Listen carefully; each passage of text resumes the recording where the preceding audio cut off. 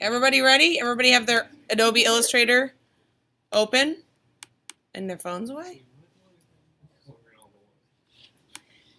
All right, so open up your this is going to be your last drawing tool exercise. Today I'm also going to show you how to save everything and send it to me, so I'll get all of your drawings that you've been working on.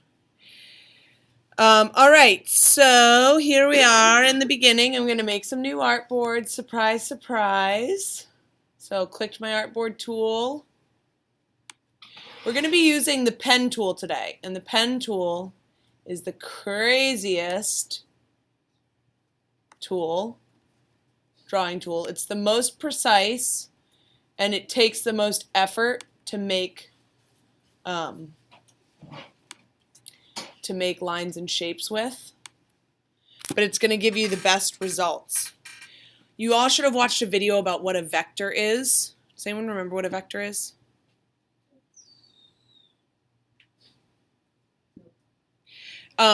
So the thing about vectors is that they're infinitely scalable, meaning you can make one that's so tiny that it can fit on a pen or a pencil. And you can also make the same vector. So this star right here, no matter how big I make it, I could make it as big as a side of a building and it would not get pixelated. Whereas if I took a picture of you, even with a really high resolution camera, it's going to get pixelated when I make it really huge. And if I make it really small, it might lose some of its detail. So a vector is infinitely scalable, and that's why we love vectors in graphic design, because you can make it as big and as small as you want and it's not going to lose any of its resolution. So the pen is the most intense tool that we can use for that. It took me, I'll just tell you, I went to college for graphic design, as I told you before, and it took me like at least a semester to really get good at using the pen tool. So I'm giving you today and tomorrow to work with it. You're going to use it all throughout the trimester, but it's okay to be frustrated with it and to feel like you're struggling, because you probably will struggle because it's a really complicated tool. Like, I literally just used the pen tool for a semester and it's still, I still feel like I'm not great at it. I'm pretty good, but I've practiced for a really long time. So it's okay to feel like you're struggling with the pen tool. The pen tool has also become more user-friendly through the iterations of illustration. So now you can actually see the line that you're making before you make it, which is awesome. But yeah, it's still a little bit tricky. So everyone's going to draw the same thing to start off with the pen tool. So if everyone could go into your Internet Explorer, whatever you're using, and search for a hot air balloon.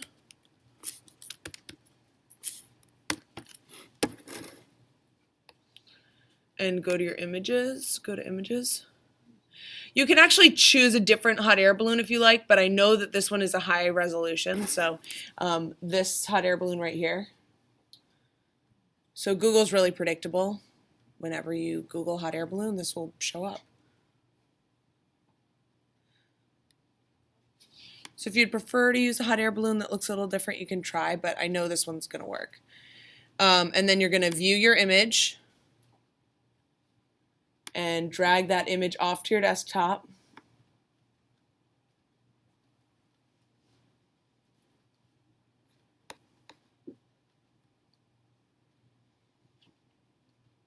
Close that window. And then for those of you who weren't here on Wednesday, we learned how to place images so that they maintain their highest quality. So then once you're back into Illustrator, you're going to go to File, Place, and a dialog will pop up that shows you all your images, and you'll select it. It's called Hot-Air Balloon JPEG. Place it.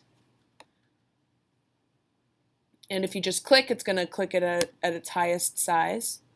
Or you can click and drag and make it a different size. So I'm going to resize it using my selection tool. I'm going to hold shift. If I do not hold shift while I'm resizing, it's going to shrink. It's going to make it, it's not going to maintain the proportions, so it might just look weird. So make sure you're holding shift when you're resizing. And I'm just going to resize it so that it fits on one of my artboards.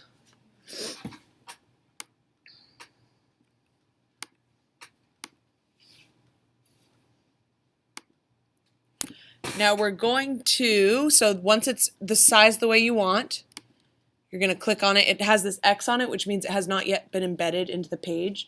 So once you have it the way you want it, you're going to embed it, even if you don't have it the way you want it, because you can always resize it once it's embedded. So now it's embedded, and then we're going to do that thing with layers so that this is not going to move around, and we can also feel like we're tracing it a little bit. So we're going to, with this hot air balloon selected, I'm going to change my opacity to 60%, so it's a little clear.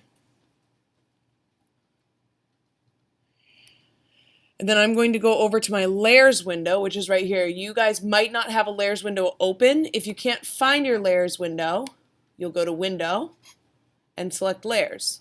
If it already has an X or a check next to it, it means it's up on your screen somewhere. But if you can't find it, that's okay. Just deselect it. If you click on it, it will not have a check next to it, and now it disappears. And then click it again, and it will reappear.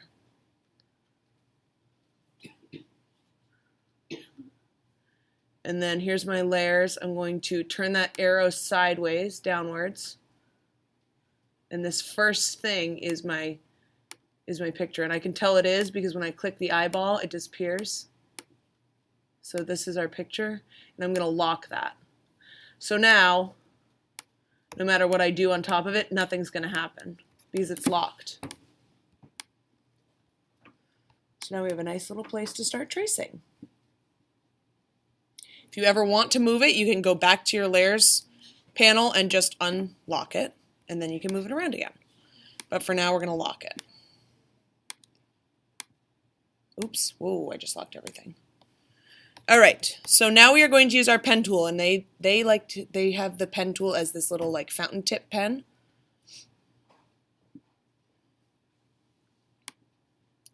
So you're going to click on that. There is a tear off menu for the pen tool, but you guys probably are not going to need any of those other tools. The add anchor point tool, delete anchor point tool. You probably don't need those. You're just going to want your pen. And you'll want to zoom in on your hot air balloon. So that would be Command plus or Command minus, or you can, some of you might have your mouse pad set that you can like zoom in or zoom out with that. And we're going to start tracing. So I know that I want to be able to see my line. So right now I have a fill but no line. So I want to have a line but no fill. And I want my line to be black. So here's, if you guys are lost about where your fill and your line, your stroke are, they're right down here. Mine is green right now. I don't want it to be green, so I'm going to double click on it and choose black. Okay. So you do not want to have a fill when you're using your line tool at first, and you do want to have a stroke. Okay, so to use your pen tool, this is very rudimentary starting point. You're going to just click and release, and that adds one anchor point. That's going to start your line. Then, actually, maybe I'll have you do a little bit not on the balloon first. So if you click and release, and then click and release, it will make a straight line. Each time you click and release, it's going to connect to the last anchor point. So this is the very basic straight line segment of the pen. And just like with the other drawing tools we've used, when you're about to close your shape, so when you're about to make a shape that could be filled, your pen will get a little circle next to it instead of the little star that it usually has. So here, when I'm about to reconnect to the end of my original line, it makes a circle. And that means my shape is closed. Anytime you close a shape, the pen will start a new line. If you're making a line segment and you want to stop, but you don't want to close your shape, you want to make a new line without closing your shape, you can just press Command and click off of what you're clicking.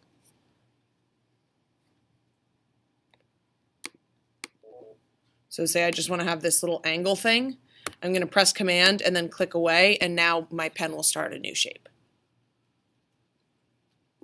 Command is going to be a very useful key when you're using your pen tool. So I'm going to move over to another little blank space. The pen tool can also make curves, and it's very mathematical the way it makes curves.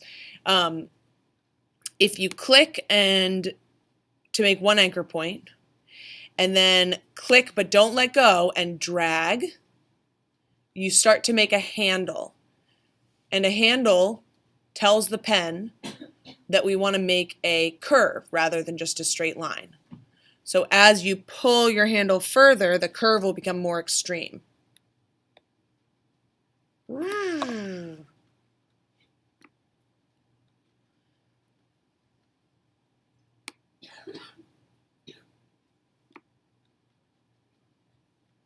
So play around with that a little bit. You start getting some really weird curves. But they're very smooth. Unlike when you guys used the pencil and then you looked at the anchor points and there were like a million anchor points on whatever you drew. The pen makes a much smoother curve.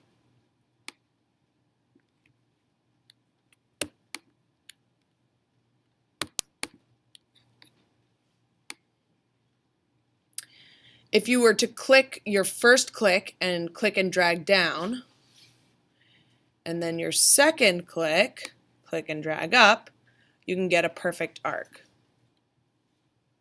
So I used to do a lot of exercises where you guys would practice with this, but they get really tedious. And it makes kids hate the pen tool, and I don't want you to hate the pen tool. So we're going to try something different this trimester. Again, when you're done with a line, if you don't want to continue it anymore, press Command and click somewhere off of the line.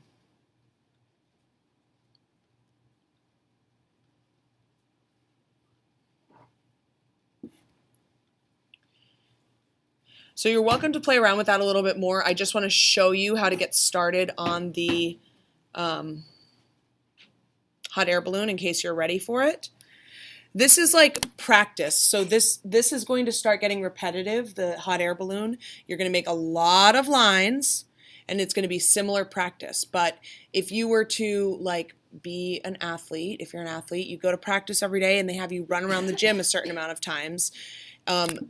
That's to make sure that you're maintaining the way that you're maintaining what you're doing, so that you can then continue to build on your skills. So this isn't necessarily like a crazy amount of skills, but I want you to practice it time and time again so you feel comfortable with it, so that then you can get more complex. So anyway, on the hot air balloon, you're going to click and drop, just one click, and start an anchor point. At the bottom of, we're going to start with the vertical curves here. And then you're going to click at the top of the hot air balloon, click and drag.